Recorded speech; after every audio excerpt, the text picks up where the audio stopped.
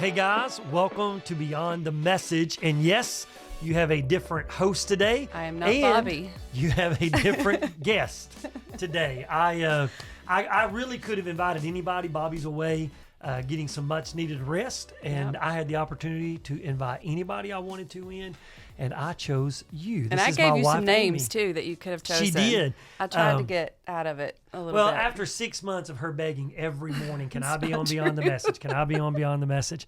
I finally decided to allow you to come in. I appreciate that. And no, I did. I chose her of everybody I could choose. We're back in the book of Joshua. Yep. We're dealing with Joshua chapter 14, and we've entered into this section that really begins to name names and places and the dividing out of the land. And in the middle of that, we're reminded of a man by the name of Caleb, where we learn the story, or are reminded of the story of Caleb was one of the 12 spies who was there with Joshua, with the other 10, who believed God, honored God, trusted God, but the people did not follow. They get 40 years in the wilderness, which impacted Caleb's life. And then now he shows back up in Joshua chapter 14. And what we learn is we learn that God is faithful, because he had made a promise to Caleb. All these years later, 45 years later, God delivers on a promise. And I love this because I told her when she was coming in, I said, hey, babe, here's what I want you to do is just take notes. I'll send you a copy of the PowerPoint, but just take notes, and whatever spoke to you, that's what we'll talk about. And she came in and said, I got 3 pages of notes. I did. Normally I take 2 pages of notes. It just happens that way. And I don't know if I just listened harder today since I was going to be in here, or you just said more. But yeah, I have like 3.5 pages of notes without your notes. You didn't email them to me because you're a good note taker. Because I'm a good note taker. And I'll say this, just for you guys, a lot of times, after service, somebody come up and say, it's the best message you ever preached. That's the best message you ever preached. Different times. And most of the time, majority of the time, that's because that's where their life is. In other words, what I'm saying connected most to their life, and so they think it's the best message. Personally, for me, I love this message. And I'll tell you why. So many of the principles, and you know this because, as long as we've been together, so many of the principles that I built my life on are found right here in this particular chapter. And so really what we did this morning is we just took a look at the life of Caleb and learned the lessons of his life. Now, you said, before we even did the first service, before I preached the message, you had somebody come to you and it connected so well. I did. It's one of those God moments too, because he knew exactly what you were preaching. He knew the testimony that was going to be shared with me, and then he knew that I was going to be in here to be able to. And so the entire time that you were preaching, I was thinking back through this person's testimony because it lined up perfect. You talk about... it was 45 years after the fact that God, what we would say finally came through on his promise, but in reality, it was his perfect timing. All the places and things have to be just, specific to what the Lord has designed.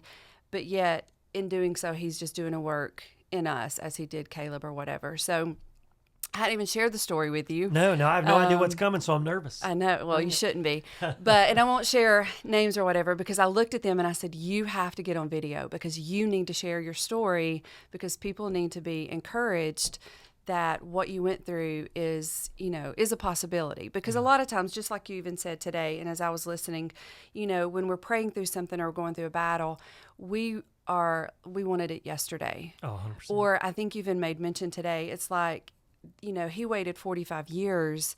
Some of us are not even like 45 days into it. And we're saying minutes. like, Lord, please help me. But so this one person came up to me today, and she said that she had met with you maybe like 3 years ago. And it was about, I think maybe you met with her and her husband, and it was on marriage stuff. And then I met with her maybe like a year and a half ago. And at that point, between you meeting with her and then when she met with me, she said everything in her, she was done. Like she wanted to check out. And honestly, probably had biblical right to do so, And so... Which we talked about on our podcast of marriage. So you can find all your answers there. Go ahead. Yes.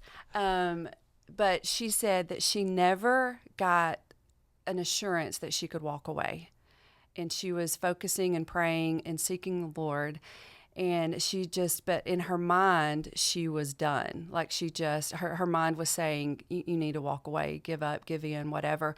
But she said she just kept asking the Lord, seeking the Lord. And in the meantime, she had gotten involved in the D groups that you talk about, and really had just, I guess, just been listening to the Lord. And she said specifically that God kept telling her to go to the altar and just pray for her husband. And she kept saying, I'm not going to the altar because nobody goes to the altar. And she's like, and when she's saying, even though like, we know, regularly, yeah. I mean, we have opportunities Sure. for you to Feels that go way. at the end of every service and be prayed with and prayed for. But specifically, like during the worship is when he was like drawing her to the altar. Yeah. And for her, she was like, I'm not going down there by myself. And anyway, she did. One Sunday, she was just like, I'm going to be obedient to you, Lord, because I've tried everything else. And I'm just going to go and essentially lay it at the altar. Yeah. And she just started praying and left it there. And I actually, had been praying with her, other people praying with her for her. And she said when she walked away, that day, things started turning around for good. Praise the Lord. And she said God just started answering prayers. And I realized that's why I was never supposed to like walk away, because what you said today, like what God has something greater for us than what we have for ourselves. Like his plan for us is greater than what our plan for ourselves is. And so if she had listened to her mind and her heart at the moment and walked away, she would have missed out on what God was going to do. Yeah. And it was taking her, like what you said, it was her obedience to the Lord to do something that felt uncomfortable to her. Yeah. In like a public display of laying it at the altar. But yet the Lord just started working, and her husband's attending church with her. Her husband's in a D group because like they had a neighbor that had a D group at their house of men.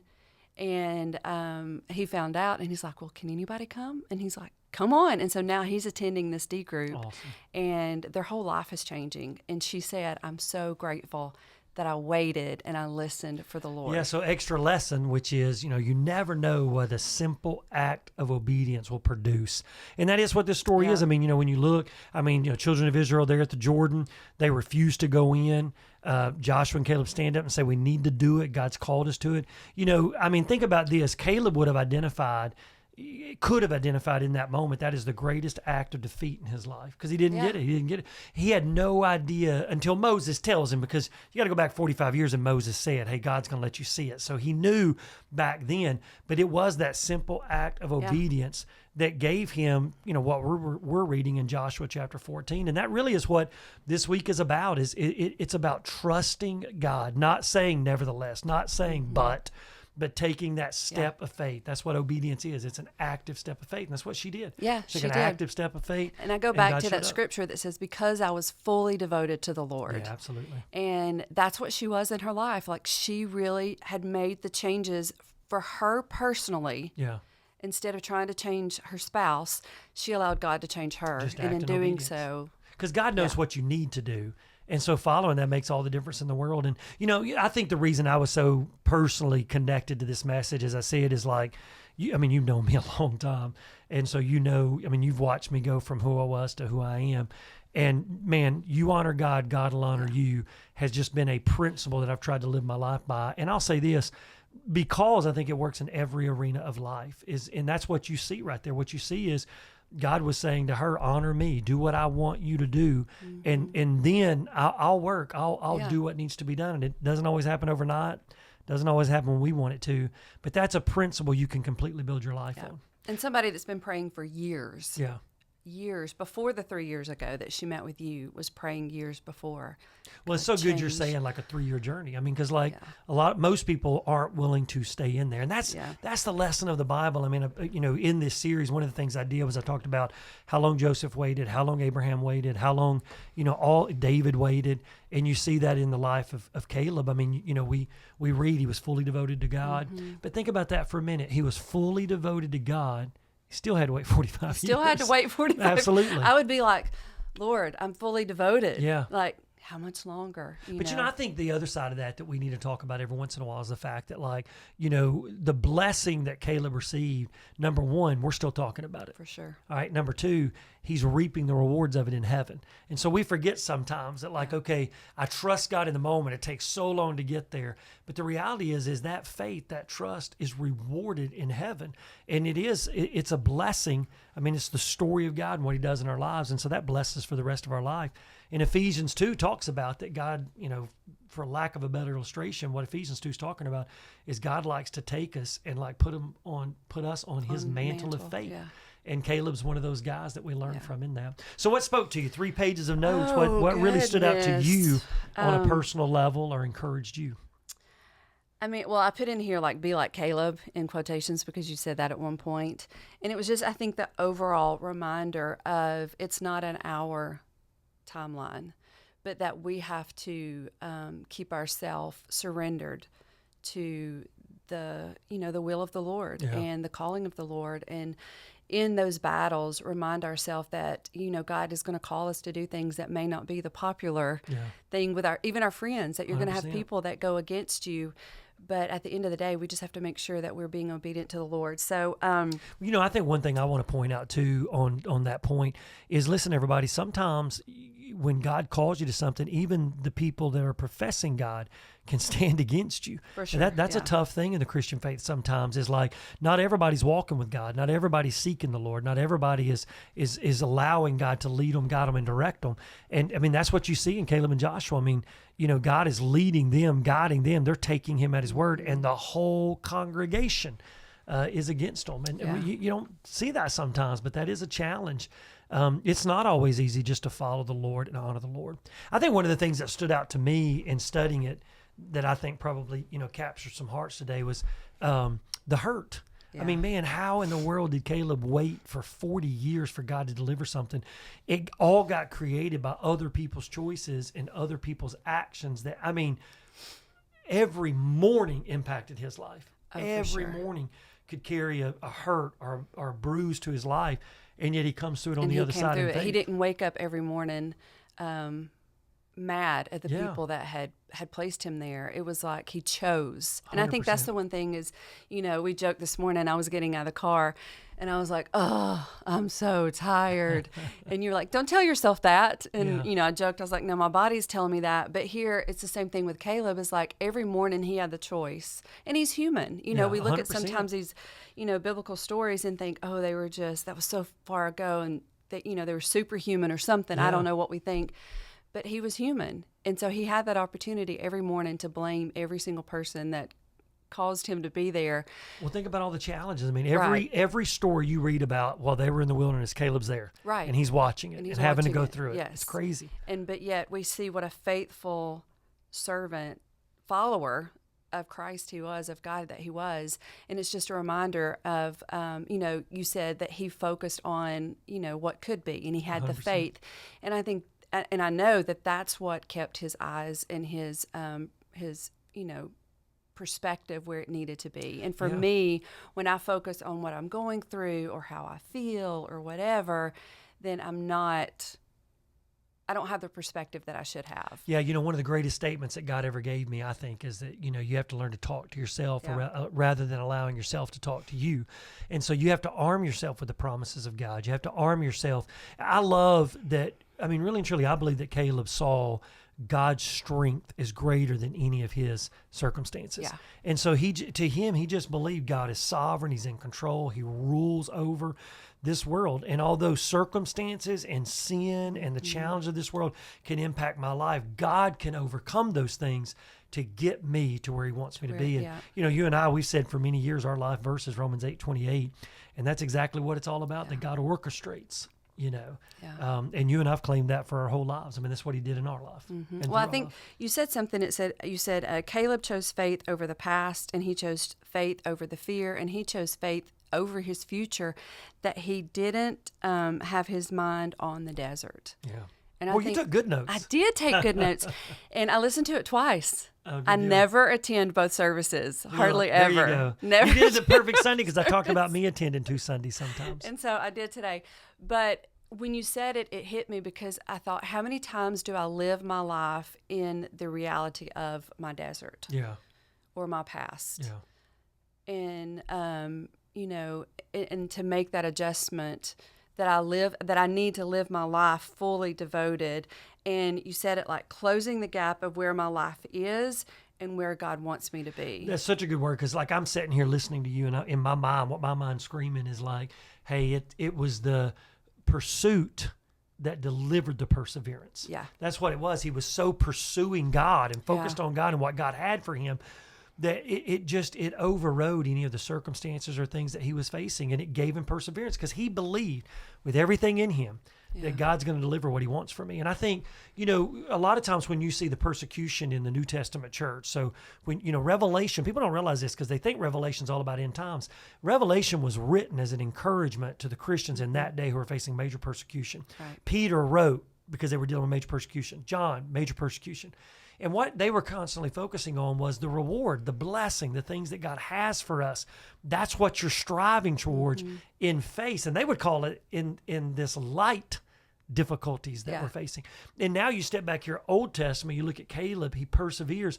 But it was that he was so focused on the promise that he could get through all the challenges and difficulties. Well, I see it even from the testimony that was shared with me this morning. You know, her pursuit led her to that, you know, that provision that, you know. Well, you know, when you went through your cancer battle, I mean, I can remember, like, you know, we had a huge mirror in our bathroom, and, you know, you went in there and wrote all these promises on that mirror. And that way, every morning I wake up to the promise of God. Right. Why? Because I've got doubts, I've got fears, I've got anxieties. You know, for years I've shared with people, you know, what I've done is when I'm going through a tough decision or having to take a stand or anything that God calls me into, I take index cards and I'll write out those verses. And a lot of times I'll pull them out and I'll read them and reread them. And I'm telling you, there's times I'd put them back in the drawer and it wasn't 30 seconds, 60 seconds later, I'd bring them back out. And that's what that is. That's all they were doing. His pursuit is what drove him to the perseverance of, I'm going to believe God and trust God. And I think you mentioned, you know, going through the cancer stuff. I remember many months sitting on our front porch and just facing those fears and the worries and the anxieties and all that. But it was the private moments that I spent alone with the Lord pursuing him that helped me persevere until I saw that deliverance or that promise come through from the Lord or whatever it is. And I mean, they go like battles and blessings go hand in hand. And I think that pursuit and perseverance can go hand in hand too. The pursuit of the Lord gives you the perseverance through the battles. I think about, you know, when you're going through your cancer battle, the day that you lost your hair, share that story with them. Because I think that's honoring God and God honoring you. You showed up for the pursuit of God in a overwhelming time, and God honored you. Yeah, I've Shared shared it. It's all right. We were going to do it. You never know who's listening to the podcast. I didn't prep her for this. That's why I got her in you didn't. No, so, you know, for some of you that are listening that don't know the story, I did go through breast cancer about 5 years ago, and I had to do chemo. And and I cry not because of having to go through that, but just seeing the faithfulness of the Lord. And we sang that song this morning. And anyway, it is a cool story. And grateful that I got to experience it personally. Don't ever want to experience it again. No, 100%. But I knew that, like, in my second chemo treatment, my hair was going to fall out.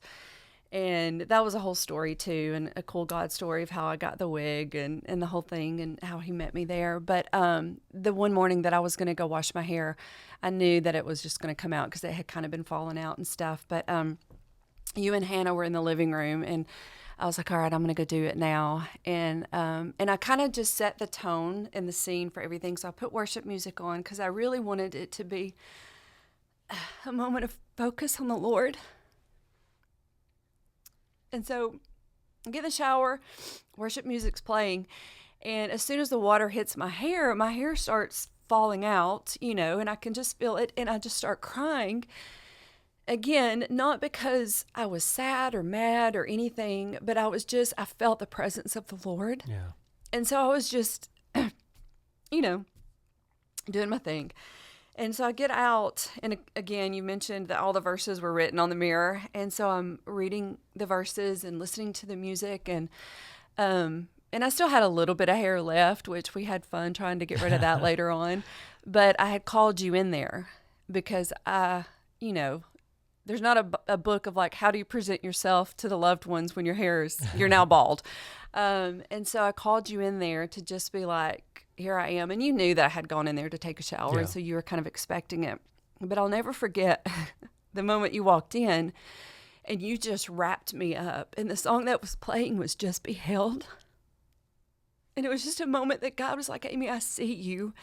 I'm holding you, but I'm going to let Chris hold you physically. And it was just a sweet moment. So I got myself together after that.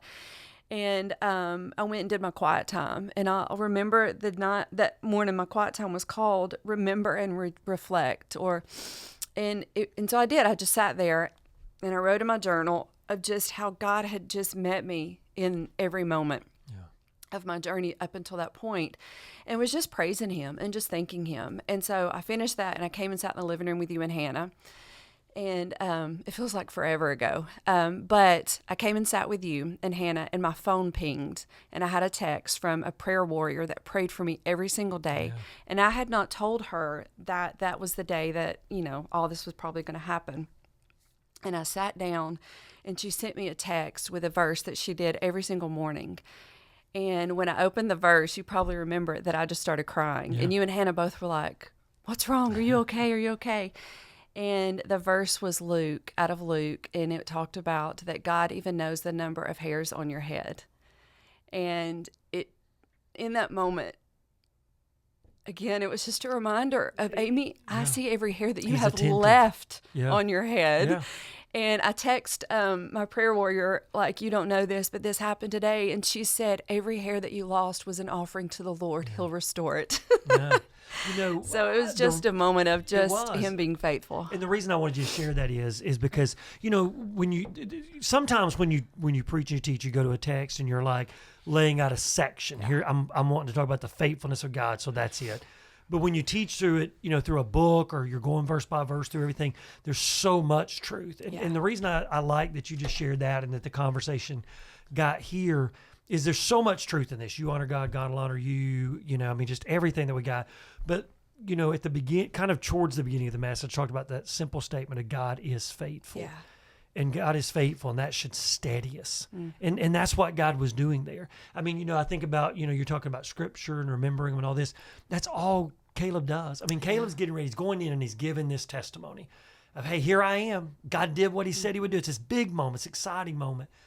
But the reality is he reflects back and he says, the word which Moses gave me. He still was that 40-year-old guy back there at the Jordan looking, and in his mind he's like, wow, God is faithful.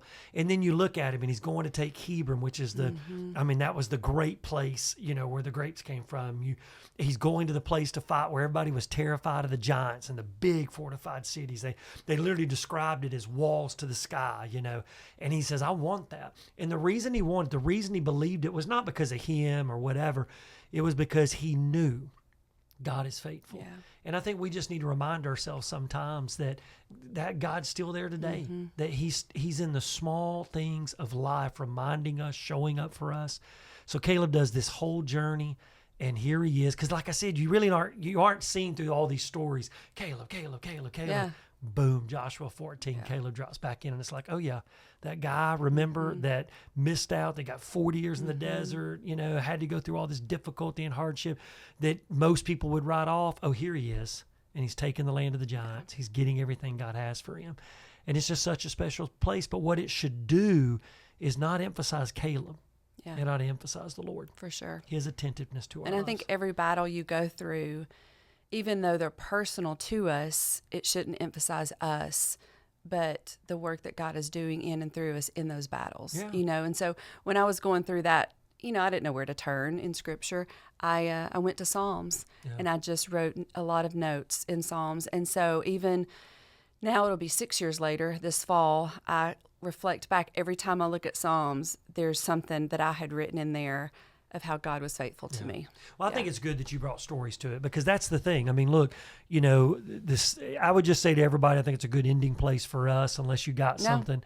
But I think that, what you should walk away with, we all say God is faithful. We saying, at church, just, a couple Sundays ago, but great is thy faithfulness. And we make that statement, but that should steady us. It ought to steady us in the trials and the tears and the tragedies that we face in life, even to the face of death, that God is faithful and what he has promised is true. And Caleb is a stamp, but not so you learn about Caleb, so you learn about the Lord. He's just a stamp in a chapter there to say, here's a guy that fully honored the Lord and God delivered. And so, man, we need to remember when we don't know what to do, when we're struggling, going through difficulties, honor God. He'll honor you. And I like the way we ended it with the George Mueller quote where we just talked about the same God that did all these glorious things back there, that met Caleb in his hour of need. Today. It's the same God that met you in Dublin, Georgia, in one of the worst times of your life. And he's so much bigger than what our finite minds can even comprehend. No doubt. So for any of you struggling, going through a difficulty, trying to figure out life, man, honor God. He'll honor you. And remember, whatever you're facing today, God is faithful, and that ought to steady you in life. So we're grateful you joined us. It was wonderful to have my bride with us. Thank you. And for you guys to get to hear from her. I get told by the ladies of our church often, I'd like to hear from Amy more. So here it is. We did that. So thanks for joining us. For Beyond the Message. Be sure to share this. You never know when somebody's going through something, and a story or a verse could forever change their lives. So it's always good to share these things and let them be known. I'm grateful you take the time to watch. I hope this was an encouragement to you. And Bobby will welcome you back, Lord willing, next week.